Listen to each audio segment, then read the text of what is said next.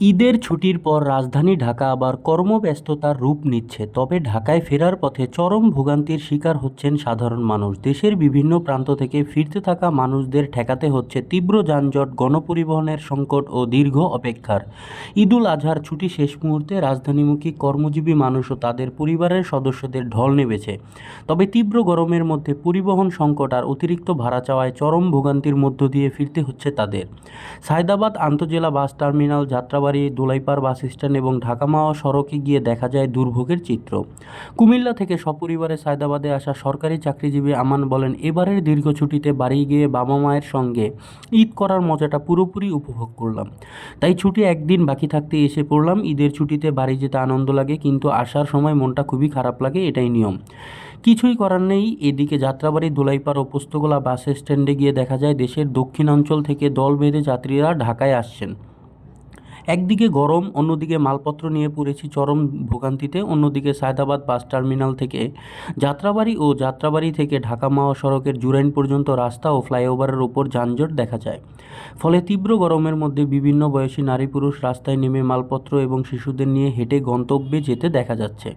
পরিবহন সংকটের কারণে অনেক যাত্রীকে কাঁধে কিংবা মাথায় মালপত্র বহন করতে দেখা গেছে। দোলাইপাড় বাস স্ট্যান্ড এলাকায় ঢাকা মহাসড়ক পরিবহন শ্রমিক ইউনিয়নের সাধারণ সম্পাদক আলম দেওয়ান ও সাংগঠনিক সম্পাদক নাসির উদ্দিন বলেন, ঈদ উপলক্ষে বাড়ি যাওয়া আসার সময় যাত্রীদের হয়রানি, ব্যাগ টানাটানি, ছিনতাই ও মলম পার্টি রোধ পরিবহন শ্রমিকদের সতর্ক অবস্থানে থাকতে বলা হয়েছে। যদি কেউ এসব কাজে জড়িত থাকেন তাদের বিরুদ্ধে কঠোর শাস্তিমূলক ব্যবস্থা নেওয়া হবে।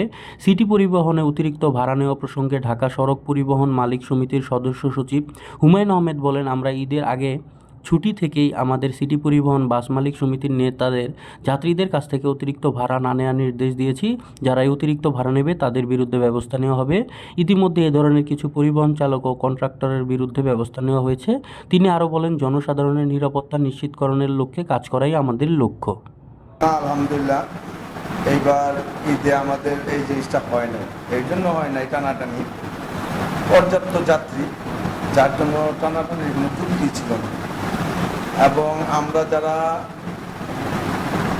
এইটার নিয়ন্ত্রণে ছিলাম, ঢাকা সড়ক পরিবহন মালিক সমিতির তরফ থেকে এবং বাংলাদেশ সড়ক পরিবহন শ্রমিক ফেডারেশনের পক্ষ থেকে আমাদের যে নির্দেশ দেওয়া হয়েছে আর যে দায়িত্ব দেওয়া হয়েছে, আমরা সঠিকভাবে সেটা পালন করেছি।